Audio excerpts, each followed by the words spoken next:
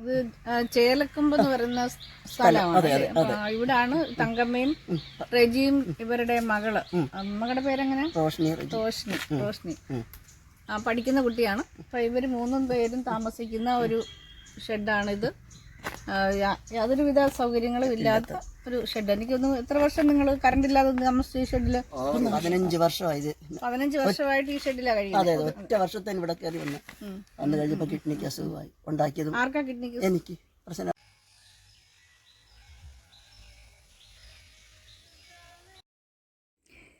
ഇന്ന് വിഷു കൈനീട്ടമായി ചേലക്കൊമ്പിൽ റെജിക്കും തങ്കമ്മയ്ക്കും മകൾ റോഷ്നിക്കുമായിട്ട് ജോബ് വർഗീസിൻ്റെയും സൂസിയുടെയും സഹായത്താൽ 350ാമത് സ്നേഹഭവനം നമ്മളിന്ന് താക്കോൽദാനം നിർവഹിക്കുകയുണ്ടായി. നെടുങ്കുന്നം പഞ്ചായത്ത് പ്രസിഡൻറ്റും മുൻ വൈസ് പ്രസിഡൻറ്റും പഞ്ചായത്ത് സെക്രട്ടറിയും ചടങ്ങിൽ സംബന്ധിക്കുകയുണ്ടായി. ഒരു പുതിയ പ്രഭാതത്തിൻ്റെ വലിയ സ്വപ്നത്തിൻ്റെ പ്രതീക്ഷയിലേക്ക് നാമ്പുകൾ വിരിയുന്നതിനുമാണ് വിഷു എന്ന് ആഘോഷിക്കും.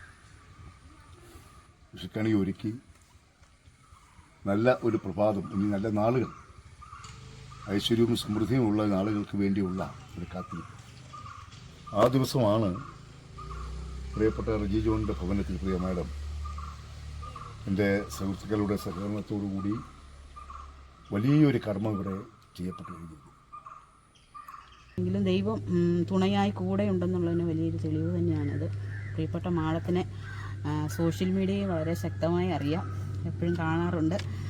എങ്കിലും ഞങ്ങളുടെ ഈ ഗ്രാമപഞ്ചായത്തിലേക്ക്, പ്രത്യേകിച്ച് എൻ്റെ വാർഡിലേക്ക് പ്രിയപ്പെട്ട മാഡത്തിൻ്റെ ഒരു വലിയ കരം ഞങ്ങൾക്ക് വേണ്ടി സഹായഹസ്തമായി വന്നതിന് ഗ്രാമപഞ്ചായത്തിൻ്റെ പേരിലുള്ള നന്ദി, സ്നേഹത്തെ അറിയിക്കുകയാണ്. എന്തായാലും ഈ റെജിച്ചേട്ടനും ആ കുടുംബത്തിനും ഇങ്ങനൊരു സഹായം മാഡത്തിൻ്റെ ചെയ്യാൻ സാധിച്ചു. അതൊരു 450ാമത്തെ വീടാണ്.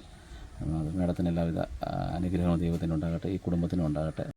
സ്വന്തമായി ഭവനമില്ലാതെ ദുരിത ജീവിതം നയിച്ചുകൊണ്ടിരുന്ന റെജിയുടെയും തങ്കമ്മയുടെയും അവസ്ഥ നേരിൽ കാണാൻ ഇടയായി. എന്ന് ഒരു കുടിലാണെന്നൊന്നും എനിക്ക് പറയാൻ പറ്റില്ല. കാര്യം അതുപോലെ ദയനീയമായൊരു സാഹചര്യത്തിലാണ് 15 വർഷം ഇവർ ഈ വീട്ടിൽ താമസിച്ചതെന്ന് പറയുമ്പോൾ മനുഷ്യ മനസാക്ഷിയിൽ നമുക്ക് ഇങ്ങനെയും മനുഷ്യർ ജീവിക്കുന്നു എന്നുള്ളൊരു തിരിച്ചറിവ്, ആ തിരിച്ചറിവിൽ നിന്നാണ് നമ്മൾ ഈ ഒരു വീട്, ഒരുപാട് പ്രതിസന്ധികളും പ്രതിബന്ധങ്ങളുമാണ് ഞാൻ ഈ ഒരു വീട് പണിയാനായിട്ട് ഇവിടെ വന്ന സമയത്ത് എനിക്ക് നേരിടേണ്ടി വന്നത്.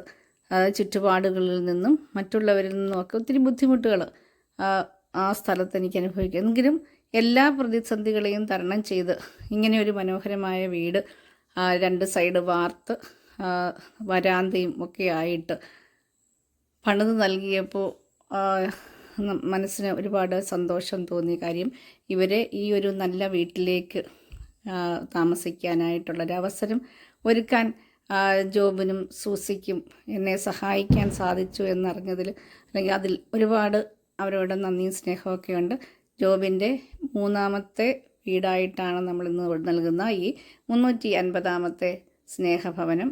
ഇവർ അതിൽ സന്തോഷമായിട്ട് ജീവിക്കട്ടെ എന്ന് മാത്രം ആശംസിക്കുകയാണ് ഞാൻ ഈ അവസരത്തിൽ. ഒരുപാട് സന്തോഷമുണ്ട്. കാരണം 350ാമത്തെ വീടായിട്ടാണ്, അതായത് 350 ഭവനങ്ങൾ എന്ന് പറയുമ്പോൾ നമുക്കറിയാം ഒരു വീട്ടിൽ 3, 4, 5, 8 പേരൊക്കെ ഉള്ള കുടുംബങ്ങൾ ഉണ്ടായിരുന്നു. അപ്പോൾ അത്രയും പേരെ നമുക്ക് സുരക്ഷിതമാക്കാൻ ഈ ജീവിതത്തിൽ സാധിച്ചു എന്നറിയുന്നത് സന്തോഷം തന്നെ. അപ്പോൾ എൻ്റെ കൂടെ നിൽക്കുന്ന, അല്ലെങ്കിൽ ഇങ്ങനെ ഒരു വ്യക്തി ഒരു വീടെന്നുള്ള നിലയിൽ എന്നെ സപ്പോർട്ട് ചെയ്യുന്ന എല്ലാവർക്കും ഈ അവസരത്തിൽ നന്ദി സ്നേഹമൊക്കെ പറയുന്നു. അതോടൊപ്പം തന്നെ ജോബിനും സൂസിക്കും ഒക്കെ ഒരുപാട് നന്ദി എന്ന് പറയാൻ എനിക്ക് പറ്റത്തുള്ളൂ. കാര്യം അവരെ ഈശ്വരൻ അനുഗ്രഹിക്കട്ടെ.